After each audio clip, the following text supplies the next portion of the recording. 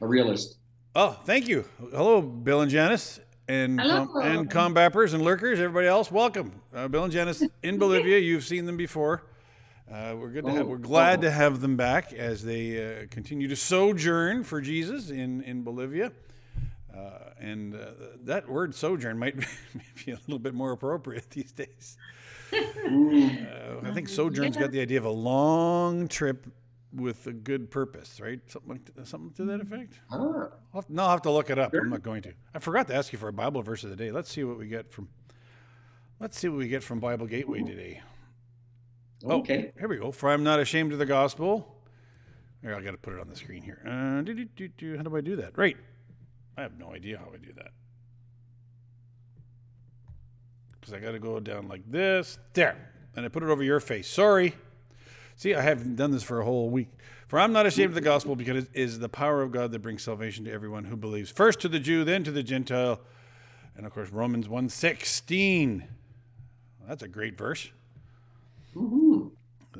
I guess it's kind of hard to pick a Bible verse that's not great, unless you're using the passages in Job where his bad advisors are talking. Then you can get some bad verses. Yeah. Mm-hmm. Yeah, I always tell people, context, the Bible says it, I believe it. I said, well, okay, but you need to know your context because the Bible is quoting some pretty bad advice, especially in Job. Anyways. So you're back under lockdown. I know that Bolivia is having some issues and they're finding some very sad stories. You did do an interview on the CBIM, Canadian Baptist Ministries Facebook page. Right. CBM Calder.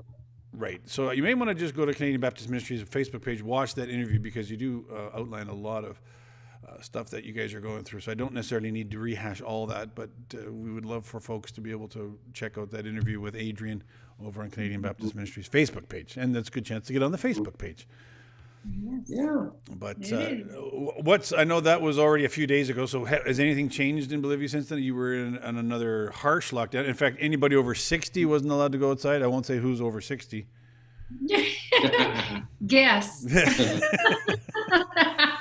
That may not be so easy. I'm pretty sure everybody who's guessing is guessing wrong at this point, but I think so. So is that still in play? Like if you're 60, you cannot go outside. Oh no, I lost you. Yeah, I cannot go. I'm not supposed to go outside, and I certainly can't go to the supermarket because they're going to check your card, and so yeah. So for couples who are over 60 and they don't have extended family, are they basically hooped, or can they order in food, or how does that work? They can order. There's delivery from the different stores, and also some restaurants that are open for delivery. Like you can't dine in. Right. I'm not even sure you can do takeout, but you can order delivery. So we had a few bags of coffee beans delivered to us last Monday. Well, you gotta have the coffee. So, yeah, that would be pretty important. It's pretty important. Is it Bolivian coffee? Yes. Yeah. Yes. All the borders are closed, so yeah. Well, you would probably have Bolivian coffee anyways because it's good. I enjoy Bolivian coffee. Yeah. Very good coffee. Oh wow. But yeah, so I mean, Bill can go out Tuesdays and Thursdays. Okay, so he gets to go twice. Okay, so at least so that does help. You can get your groceries and whatnot. Wow. Yeah. Mm-hmm. So I know you said the hospitals were kind of full, right? And people were like, if you needed to go to the hospital, like forget it. And so there is, And is it different out in the country, or is the countryside also experiencing the same thing? I don't think there would be as many cases in the countryside. I mean, you don't have, the same level of hospital care either. But what is happening is that people are out of work in the city, and so they're returning to their homes in the country and bringing COVID with them. Right. But yeah, most people still have their own hometowns, as they'll call them, right? And even if they haven't lived there, perhaps even all their life, that's where they're going. Yeah. Because it's probably, it's a farm. You can still grow things. You have animals. You can eat. Yeah, at this point, they're probably better off in the country than they are in the city. Right. Wow. So I know I saw you post an article that something like 100 pastors have died in Bolivia. None of the Baptist pastors. Saying there's 100 evangelical pastors that have died of COVID. Any from our Bolivian Baptist churches, or? There was one on the list of like that the Evangelical Fellowship of Bolivia. Okay. They put out a video, kind of a memorial to all the pastors who passed away. And so one of them was one of our pastors. Yeah. And almost all of them were needing to be out and about because people were starving or people were in serious trouble, and the church needed to meet those needs, and so they took those risks upon themselves. Wow, good for them. Yeah. But wow, that's tough. What they were saying in the article is that the pastors end up being on the front lines because if the hospital's overwhelmed, or they may end up using the church. The churches were being used as distribution centers for food. Pastors will still get called if they were finding dead people in the streets, and pastors would end up, helping to deal with that. That takes us back to the Roman times when the Christians were taking care of the sick and wounded in Rome, and and that made a big difference. I mean, that the entire Roman Empire sat up and took notice that it was the Christians who were sticking their necks out. Now, would this stuff be with the approval of the government or not with the approval of the government, all these ministries that they're running? They're probably just doing it. It's not necessarily with the approval of government, no. Yeah. Yeah. I know Tim and Callie were mentioning that there was sometimes mandates from the government for organizations, but out in the country, I would imagine it's not that specific. No. So that's a pretty big toll. I mean, 100 pastors, that's what's the population of Bolivia? 11 million. Yeah. So, wow. Can you imagine if 400 pastors or 300 pastors in Canada died, people would notice. So interesting. Yeah. And for you guys, the restrictions are in place until further notice, or have they set a date again, or has there been any easing in the hospitals yet? They haven't set a date. This current restriction started last Monday. Okay. So a week ago Monday? No. Or just Monday? Okay. Yeah. Before that, we weren't allowed out at all. It was even stricter. Yeah. Okay, so you've gone from ridiculously strict to Well, what's happening now is that Monday through Thursday the stores are open, and depending on the last number of your identity card, you can go out 2 of those days. So Monday and Wednesday for some people, Tuesday and Thursday for others. Friday through Sunday, there isn't supposed to be any travel other than like some pharmacies are still open, and for most of the time it's been stores only open 2 days a week, actually 2 mornings a week, and only being allowed out 1 morning a week. So no, they do realize that if by them only allowing stores to be open 2 days a week, that it makes it more crowded. Do they know that? Oh, yeah. Well, I suppose. I know. So wait a minute. They allow trucks to come around and sell vegetables and they're not allowing that now. Eggs. That's not allowed right now. I mean, and then of course being outside is almost ridiculously safe. But is there any riots or anything, or any protests going on? Yeah, people demonstrate every time they put on these restrictions. They're demonstrating even before they do it. Oh. Yeah. Well, and again, when you're dealing with a lot of people who are 1 day income. I don't know what the word for that is. What's the official? Day-to-day. Informal economy. So informal. Informal economy. 60% of people are in the informal economy, so they have no insurance. They have no, regular wage. So it's not even like paycheck to paycheck. It's like from day to day. So I mean, you can imagine the stress that they're under all of a sudden if they're not allowed to do their little economy that they were doing that just allowed them to get enough food to eat. Yeah, that's tough. That's tough for sure. Yeah, our co-workers were saying that some people, even when they did go out to work, like as a taxi driver or whatever, they'd come back and they'd only have earned like $1. Why is that? In the day. Because there's not as many people moving around. Oh, fair enough. Yeah. So even they're also limited in how many people they can have in their vehicles. Yeah. Wow. Yeah. Again, we need to remember how privileged we are here in the West, and Bolivia is just a picture of really the majority of the world. I mean, right? Honestly, it's the majority of the world living that way. Well, why don't we listen? I'm gonna ask you guys a few questions. This is just for goofing off. Let's give you guys some break. I'm gonna ask you questions, and I'm gonna see if we can stump you with something about your own personal life. All right, all right, Bill. Rapid fire questions. Bill, where were you born? Winkler, Manitoba. Okay, what's the number one industry in Winkler? Triple E trailer factories. Oh, what? No, you're wrong. It's Winkler sausage. What are you talking about? Yeah. Winkler Farmer Sausage. I didn't know there was a right answer. Oh, I'm just kidding. It probably is there a manufacturer for trailers there? Yes. Oh, well, my wife and I, when we lived in BC, we would get Winkler sausage. We would put it in our back of our car on our holidays, and we would take it all the way back to BC. So, and I'm very disappointed that Winkler sausage is not the number one industry. Okay, Janice, where were you born? Winnipeg. Oh, okay. Number one industry in Winnipeg. See if you can figure that one out. I have no idea. You know what? I don't have any idea either. I mean, it was the railroad for decades and decades and decades.